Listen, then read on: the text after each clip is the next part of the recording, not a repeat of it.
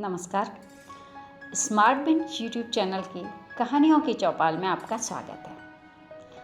चलिए आज फिर से एक नई कहानी के साथ चलते हैं। उससे पहले एक क्वेश्चन है आपसे। अगर आपसे ये कहा जाए कि आपके साथी, आपके कॉम्पिटिटर्स हैं, उनके रास्ते में जो परेशानियां आती हैं, जो आपके भी आती हैं, तो आप अपने रास्ते की परेशानियों को दूर करते करते उनकी भी परेशानियां दूर करते चलें, तो क्या कहेंगे? चलिए जवाब बाद में लेते हैं, कहानी पे चलते हैं। कहानी एक गुरुकुल की है। एक ऋषि थे और उनके आश्रम में बहुत सारे बच्चे पढ़ा करते थे। हर ग्रुप के बच्चे थे। राजा का भी बच्चा था तो एक किसान का भी बच्चा था।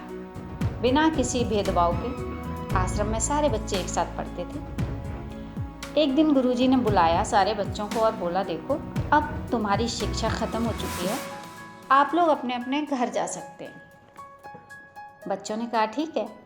अगले दिन बच्चे सारे एक गुरुकुल के मैदान में इकट्ठा हुए गुरुजी से जाने की आज्ञा के लिए। गुरुजी ने कहा कि ठीक है, आप जा तो रहे हैं, लेकिन जाने से पहले मेरा आप लोगों से एक काम है।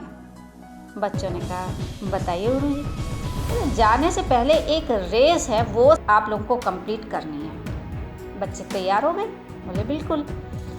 गुरुजी ने कहा देखो ये बाधा दौड़ है, जिसके रास्ते में बहुत सारी बाधाएं आएंगी और उन सबको पार करते हुए आपको वापस इसी मैदान में इकट्ठा होना है। बच्चों ने कहा ठीक है। और तय समय पर बच्चे एक साथ दौड़ लिए।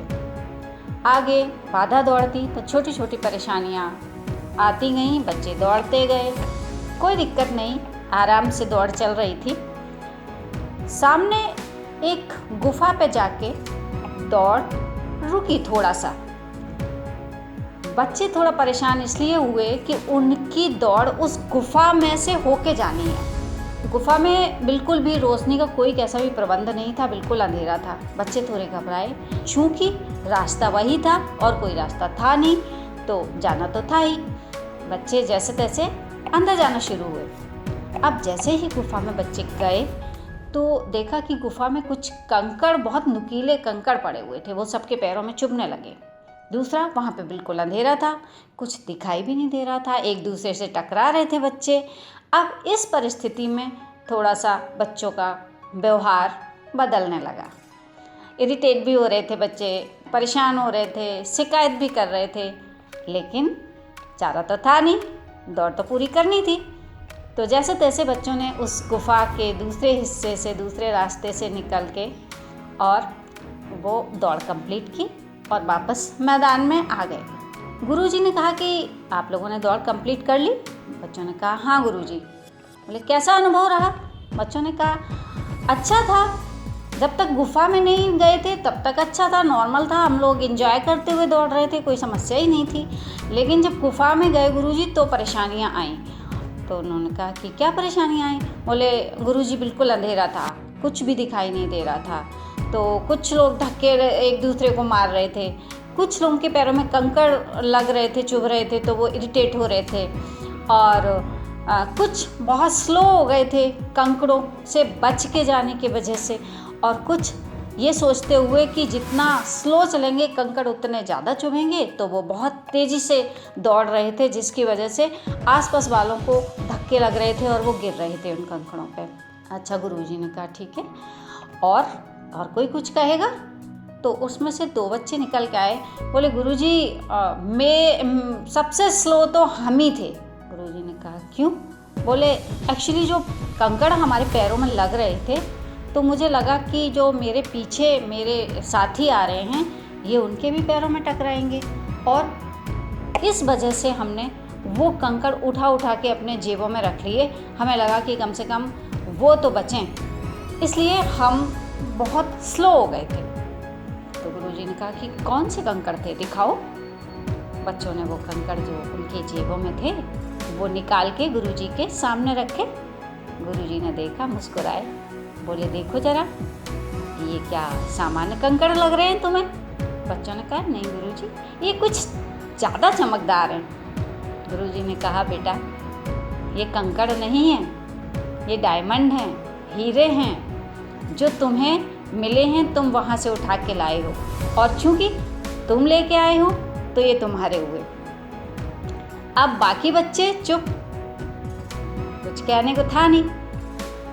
अब इस कहानी को थोड़ा सा विराम देते हुए आपसे जो प्रश्न किया था उस पे आते हैं कि क्या आप अपने साथ साथ अपने साथियों की रास्ते की परेशानियां भी कम करते हुए चलना चाहेंगे? शायद आपको आंसर मिल गया होगा कहानी में। आप सोचेंगे कि कैसे दूर करेंगे हम दूसरों की परेशानियों को, भाई हमारा भी अपना काम है। तो उसके लिए हम कहेंगे आपसे कि जैसे आपके साथी काम करते हैं, आप काम करते हैं, कॉम्पिटिटर हैं, एक तरह से ये भी एक दौड़ है। आप सभी उस दौड़ का हिस्सा हैं, आप सभी दौड़ रहे हैं उस रेस में।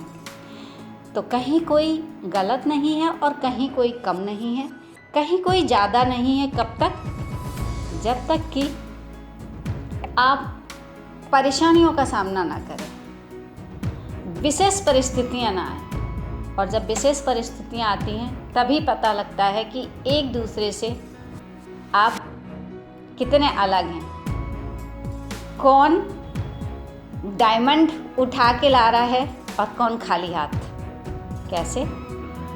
देखिए, जब आप आपके किसी ग्राहक के पास जाते हैं तो अपनी कॉम्पिटिटर कंपनी की या अपने साथी की बुराई कभी कभार करते हैं, ना करें। यही है कि रास्ते में पड़े कंकड़ को उठा के जेब में रखना। आपने अपनी बात कही, किसी की बुराई नहीं करनी है। आपको ये नहीं कहना है कि अरे वो कंपनी तो भाग जाएगी, अरे वो तो काम ही नहीं करेंगे, सर्विस ही नहीं देंगे, बाद में पॉलिसी आप दे देंगे, उसके बाद तो ढूंढेंगे आप तो भी नहीं मिलेंगे। नहीं, ये गलत बात है, ऐसा नहीं करना है। आप उनके रास्ते में कंकड़ डालने नहीं हैं, कांटे डालने नहीं हैं, आपको रास्ते से कंकड़ उठाने हैं। कैसे? आप कह सकते हैं कि देखिए, कंपनियां सभी अच्छी हैं, कोई बुरी नहीं है, सब अपना अपना काम कर रहे हैं, लोग सब अच्छे हैं, सब अपना अपना काम कर रहे हैं। अब मैं आपको अपना प्रोडक्ट बता रहा हूँ तो उसका कारण ये है कि आपकी ज़रूरत के हिसाब से मेरा जो प्रोडक्ट है वो बेस्ट है। ये नहीं कहना है कि उनका ख़राब है, ये कहना है कि हमारा अच्छा है। दोनों में अंतर है। हमेशा सकारात्मक सोच के साथ चलिए, हमेशा अच्छा बोलिए, अच्छी सोच रखिए, पॉजिटिव सोच रखिए। तो यकीन मानिए, जो ये डायमंड होते हैं ना, ये डायमंड का मतलब वो रत्न मिलना ही नहीं है। वो डायमंड का मतलब होता है कि आपको आपकी सोच से भी ज़्यादा बड़ी कामयाबी मिलना। अगर आप इस तरह से चलेंगे तो आपको आपने जो सोचा है उससे भी बड़ी कामयाबी मिलेगी आपके व्यवसाय में। शायद आपसे जो मैंने शुरू में क्वेश्चन किया था उसका जवाब भी आपको मिल गया होगा। आज की कहानी यहीं तक, फिर इसी चौपाल पे मिलेंगे एक नई कहानी के साथ, कुछ सीखेंगे। धन्यवाद।